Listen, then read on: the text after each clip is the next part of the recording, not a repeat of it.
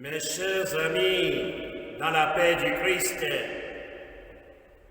accueillir l'Esprit Saint pour une nouvelle évangélisation est le thème de notre méditation.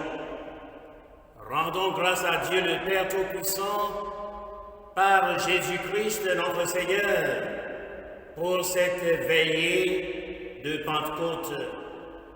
Nous sommes tous en attente de la descente du Saint-Esprit dans nos cœurs et dans nos vies. La vigile de Pentecôte veut nous introduire dans une dynamique d'ouverture de cœur à l'accueil de la force de Dieu, la puissance du Très-Haut, le Saint-Esprit. Le prophète Joël expose la volonté du Père. Je répandrai mon esprit sur toute chair. Vos fils et vos filles prophétiseront. Joël, chapitre 3, du premier verset au verset 5.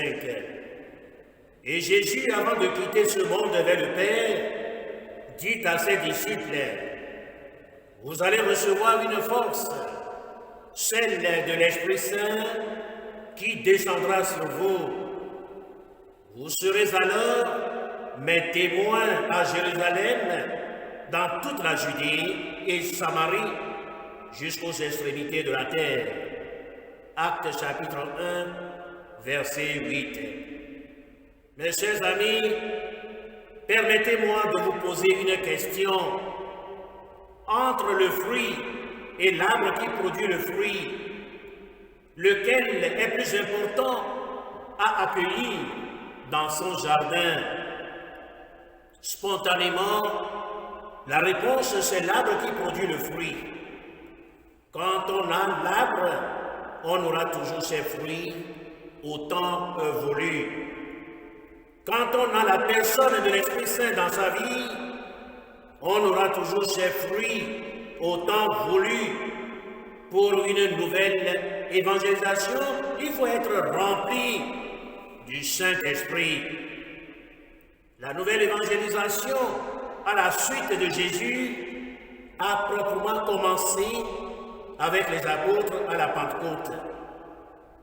Même s'il est à l'œuvre dans le choix de Matthias pour compléter le collège des apôtres, c'est à la Pentecôte que l'Église est entrée dans l'ère de l'Esprit Saint. Mes chers amis, notre capacité de chrétien est dans l'Esprit Saint.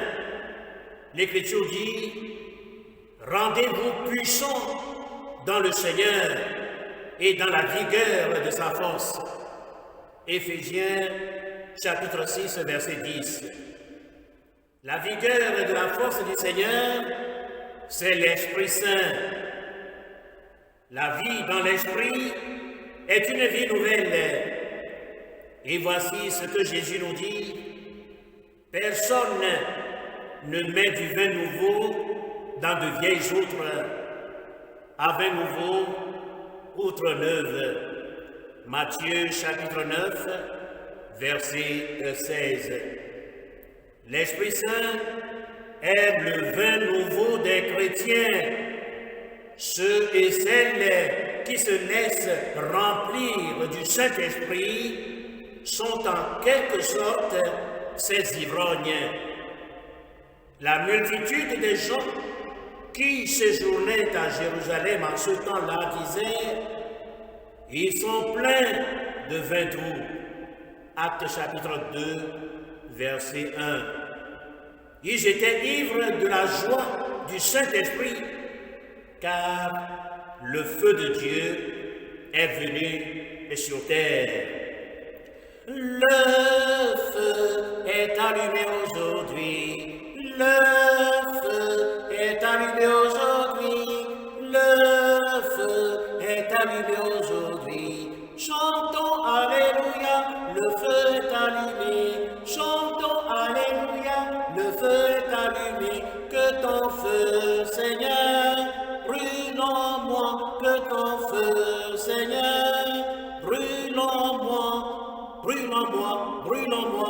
brûle en moi, brûle en moi, brûle en moi, brûle en moi, brûle en moi, brûle en moi, brûle en moi. Mes chers amis, à vin nouveau, outre neuve, la conversion est impérative pour se remplir du vin doux des chrétiens, c'est-à-dire l'Esprit Saint. La conversion est la condition nécessaire qui favorise l'accueil de l'Esprit Saint et qui l'attire dans nos vies aujourd'hui et pour les siècles des siècles. Amen. Le feu est allumé aujourd'hui.